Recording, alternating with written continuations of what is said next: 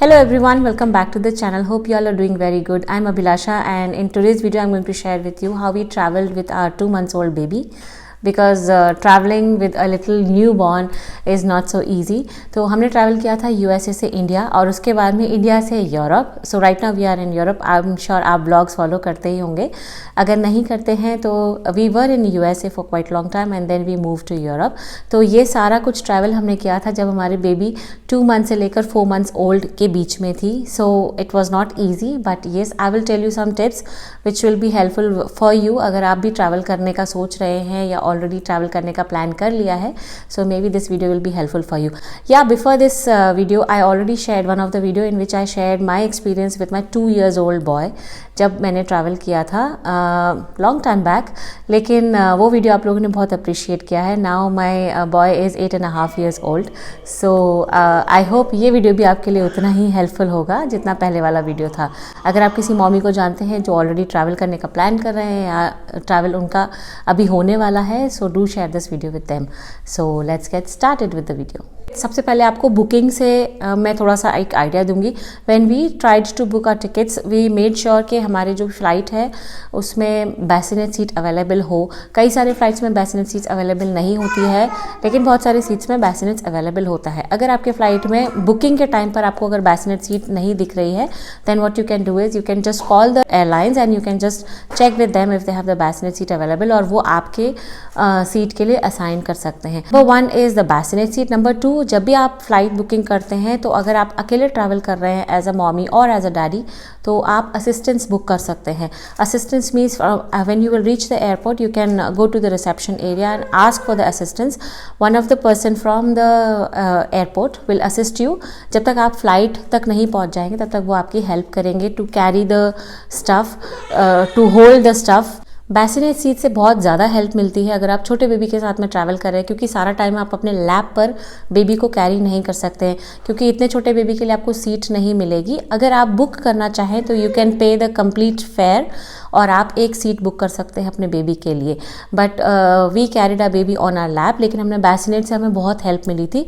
बस आपको इतना ध्यान रखना है कि जब भी टेक ऑफ होगा, लैंडिंग्स होंगे या टर्बुलेंस होगी तो आप बैसिनेट सीट में बेबी को नहीं रख सकते. उस टाइम पर बेबी को आपको अपने लैप पर ही रखना है because of the safety issues. After booking your tickets you need to make sure कि आप सारे डॉक्यूमेंट्स कैरी कर रहे हैं. अपने बेबी को वैक्सीनेशन के लिए लेके जा रहे हैं क्योंकि 2 months old 3 months old baby के जो रेगुलर वैक्सीनेशन होते हैं वो सारे रिकॉर्ड्स आपको कैरी करने चाहिए. भले ही आप वेकेशन के लिए आ रहे हो इंडिया या आप कहीं और वेकेशन के लिए जा रहे हो and you are travelling with your baby. So we made sure कि we went for the doctor's appointment और हमने सारे जो भी वैक्सीनेशन के प्रीवियस रिकॉर्ड्स थे from the day she was born until the day we were travelling वो सारे रिकॉर्ड्स हमने कैरी किए थे अपने साथ. ऑफकोर्स आपको पासपोर्ट ज़रूर कैरी करना पड़ेगा. अपार्ट फ्रॉम दैट अगर आपको लगता है कोई भी ऐसे मेडिसिन जो बेबी फॉलो करते हैं तो आपको वो सारे उसके भी प्रिस्क्रिप्शंस अपने डॉक्टर के साथ में लेकर आना चाहिए. So all these documents are required before you start your travel. Two most important thing is if you can carry a stroller और अ कार सीट. हमने एक स्ट्रोलर और कार सीट दोनों ही कैरी किया था क्योंकि बेबी का उस टाइम पे नेक स्टेबिलिटी नहीं थी और स्ट्रोलर हमें कार सीट वाला ही चाहिए था क्योंकि जो रेगुलर स्ट्रोलर होता है उसमें बेबी इज़ नॉट कंफर्टेबल, उसका नेक ट्विस्ट होने का बहुत सारे चांसेस होते हैं. सो हमने कार सीट वाला ही स्ट्रोलर कैरी किया था. आपको अपने एयरलाइन से चेक करना चाहिए. मोस्टली इंटरनेशनल ट्रैवल्स में जो भी फ्लाइट्स होती हैं वो कार सीट एंड स्ट्रोलर दोनों ही अलाउ करती हैं. बट अगर आप चाहें तो उनके फोरम पे जाकर चेक कर सकते हैं या उनको कॉल करके चेक कर सकते हैं before planning your travel. In our case, car seat and stroller both were allowed in our airline. So it was very convenient. जो कार सीट और स्ट्रोलर है वो आपको बोर्डिंग के टाइम पर फ्लाइट के गेट पर ही आपको छोड़ना पड़ेगा और उसके बाद में आपको उसका सिक्योरिटी टैग मिलेगा once you will board the flight. And then when you are coming out of the flight after the landing उस टाइम पर आपको just outside the gate only you will get the car seat and the stroller again back. Now how to pack and what to pack for the baby's bag. तो आपको क्या करना है, वैसे ऐसा बोलते हैं ट्रैवल लाइट पर विद द बेबी ऐसा पॉसिबल नहीं हो पाता है. आपको बहुत सारी चीज़ें कैरी करनी पड़ती है बेबी को कंफर्टेबल करने के लिए इन द फ्लाइट. तो यू मेक श्योर कि आप जो अपना केबिन बैग बना रहे हैं एक्स्ट्रा सारा जो भी बेबी का स्टफ है you keep it in that. और एक आप डाइपर बैग कैरी करिए which is very easy and handy. जब भी आपको चेंज करना है तो आप उसमें काउंट ऑफ द डाइपर्स आप ऐसे कैलकुलेट कर सकते हैं. Like what I did was कि हमारा 14 आवर्स का फ्लाइट था तो इंटू 2 किया था मैंने, यानी 28 डाइपर्स आई वाज कैरिंग.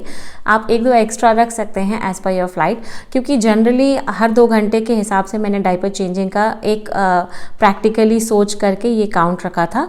एक आप चेंजिंग मैट ज़रूर रखिए, क्योंकि फ़्लाइट के अंदर जो टॉयलेट के अंदर जो चेंजिंग टेबल रहती है वो बहुत ही ज़्यादा ठंडी रहती है।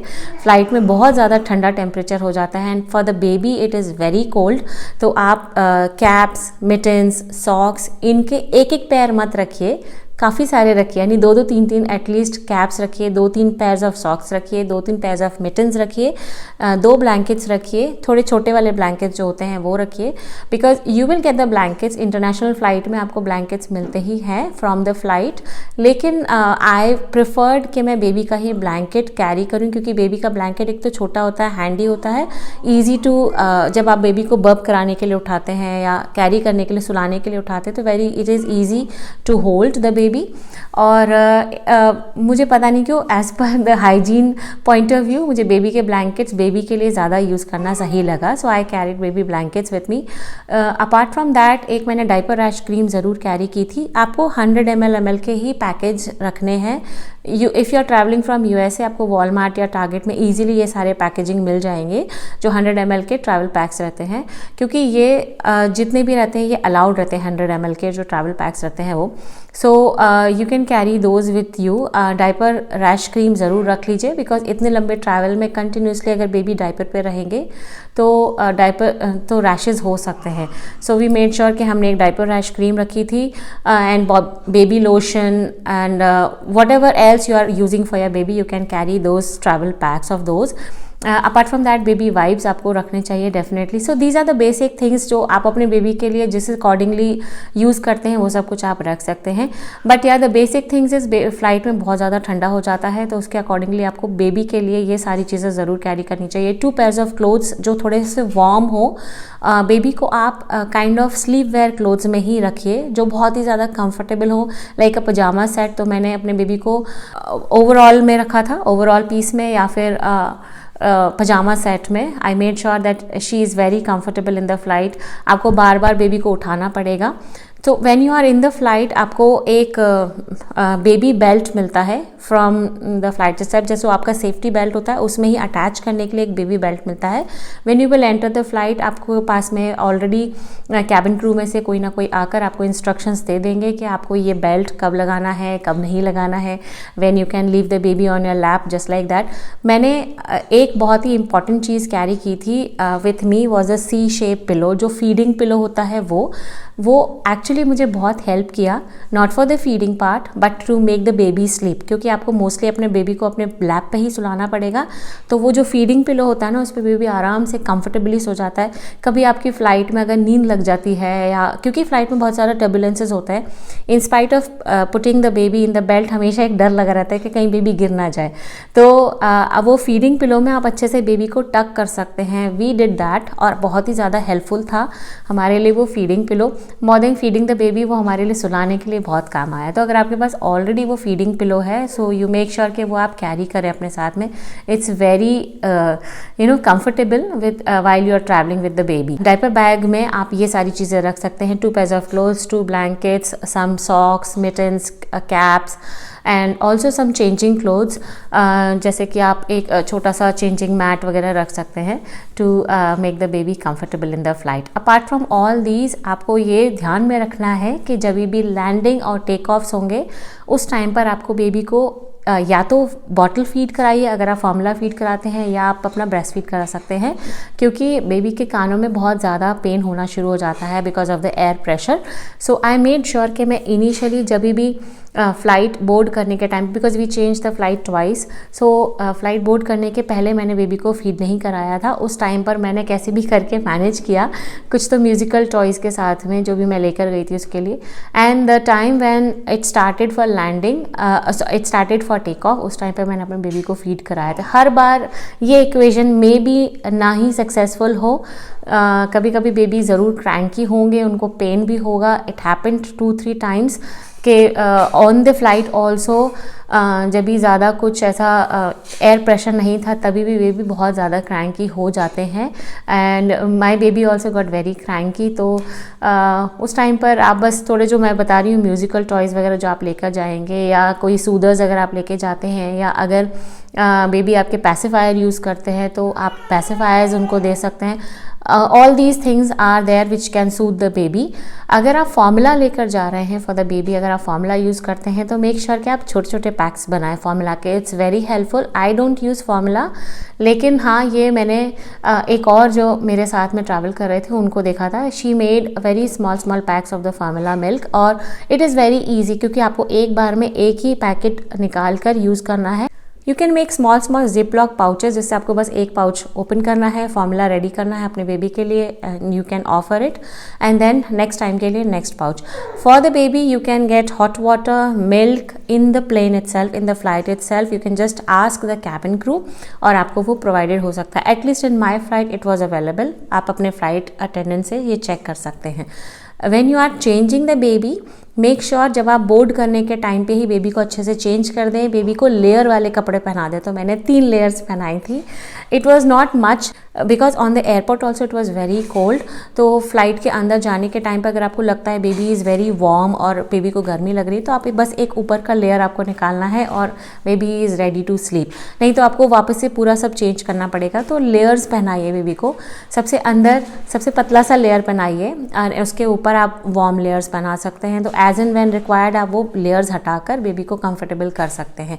आई मेड श्योर कि मैंने फ़्लाइट हमेशा बोर्ड करने के पहले, even while we were travelling to US, और जब हम इंडिया से यूरोप भी आ रहे थे उस टाइम पर बोर्ड करने के पहले ही बेबी को अच्छे से चेंज कर दिया था, क्योंकि टॉयलेट में जाकर आप अच्छे से चेंज कर सकते हैं। The changing table is big. Flight की जो चेंजिंग टेबल होती है वो बहुत ही छोटी होती है, बहुत ज़्यादा फ्लाइट में मूव्स होते हैं, तो इसलिए आपको कंफर्टेबल नहीं होता है, और थोड़ा डर लग रहा था मुझे फ़्लाइट के अंदर चेंज करने में। तो आई मेड श्योर कि मैं बोर्ड होने के पहले ही अच्छे से बेबी को चेंज करके रेडी करके then I boarded the flight. This was very helpful for me, so I thought I will share it with you all also.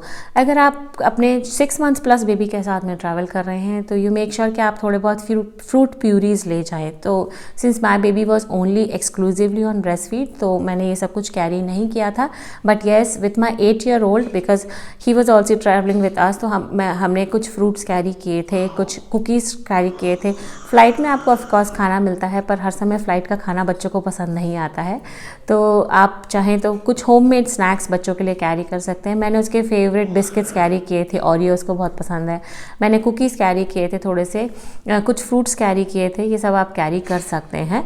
So just make sure कोई भी सीड्स वाले फ्रूट्स आप carry ना करें, because I think वो that is not allowed. If you are also a breastfeeding mom just like me, तो आप ऊपर से जो ब्रेस्ट फीडिंग कवर्स आते हैं वो ज़रूर रख लीजिए। मैंने 2 ब्रेस्ट फीडिंग कवर्स रखे थे।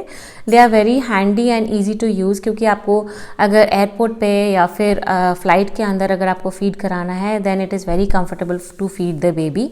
Also you can keep changing clothes for your self as a mommy, क्योंकि बेबी कभी वॉमिट कर देता है, कभी बाई चांस आपने फीड कराया and some mess happened, so आप उस टाइम पर चेंज करने के लिए अपने लिए भी 2 पेयर्स ऑफ चेंजिंग क्लोथ्स मैंने भी रखे थे। Apart from that you can carry some snacks for your self as a mommy, क्योंकि ब्रेस्ट फीडिंग के टाइम पर ना बहुत ज़्यादा भूख लगती है। हर टाइम पर फ्लाइट में स्नैक्स आपके लिए अवेलेबल नहीं होता है, तो मैंने लैक्टेशन कुकीज़ कैरी की थी अपने लिए, and they were very helpful, क्योंकि उससे आपको एक तो थोड़ी सी एनर्जी मिलती रहेगी फीड कराने के लिए, एंड सेकंड थिंग इज़ जब भी आपको भूख लगती है और आपको स्नैक्स की ज़रूरत पड़ती है तो आप वो कुकीज़ खा सकते हैं। If you are travelling with your 1-year-old 2-year-old baby, तो आप लॉलीपॉप्स कैरी कर सकते हैं, बिकॉज अगर वो उस टाइम पर लॉलीपॉप्स खाएंगे तो उनके ईयर में पेन नहीं होगा। So I think that would work. But इतने छोटे बेबी के साथ में आप बस पैसिफायर ज़रूर कैरी करिए अगर आपके बेबी पैसिफायर लेता है। My baby didn't take any bottle, मेरे बेबी ने कभी भी पैसिफायर भी नहीं लिया, तो हमारे लिए थोड़ा सा चैलेंजिंग था। But yeah flight was okay. Initially first time only when we boarded the flight, उस टाइम पे वो थोड़ा सा रोई, उसके बाद में फिर शी गॉट सेटल्ड। आप सोने का पैटर्न ऐसे रखिए कि आप एयरपोर्ट पे कोशिश करिए कि बेबी को आप जितना हो सके उतना एंगेज करके सुलाने की कोशिश कोशिश मत करिए। अगर बेबी फ़्लाइट में सो रही है और उस टाइम पर लैंडिंग या टेक ऑफ होता है तो ज़बरदस्ती फीड कराने की कोशिश मत करिए। If the baby is sleeping, I think the baby will be good enough. Until and unless कुछ ज़्यादा ही एयर प्रेशर क्रिएट होता है, आई थिंक तब तक बेबी कंफर्टेबल रहेगा, क्योंकि बिकॉज 2 बार वो सो रही थी and we didn't wake her up feed कराने के लिए ज़बरदस्ती, तो she was okay. This is how we travelled with her and him. और अने के साथ में मैंने ऑलरेडी 2 ईयर्स का था तब उस टाइम पे अकेले ट्रैवल किया था, तो वो भी वीडियो मैंने आप लोगों के साथ में शेयर किया है। Now with Jaishu we travel when she was 2 months old, और हम जब यूरोप आए थे शी वाज 4 मंथ्स ओल्ड, तो दोनों टाइम ही बहुत ही छोटी थी for the air travel, but या इट वाज मैनेजेबल। सो सब कुछ मैंने आपके साथ में वीडियो में शेयर किया है। जस्ट इन केस अगर आपके कोई भी और क्वेश्चंस हैं एंड मैंने कुछ मिस किया हो अगर वीडियो में शेयर करने के लिए, तो आप कमेंट सेक्शन में ड्रॉप करिए and I will make sure कि मैं आपके साथ में वो सारा भी सब कुछ शेयर करूं। And if this video is helpful for you और your friends, please do share it with them and try to share this video as much as possible so that other mommies can be also helped with this video. And I will see you all in the next video, and till then please take care of yourself and your family, and bye bye, happy travels, safe travels, bye.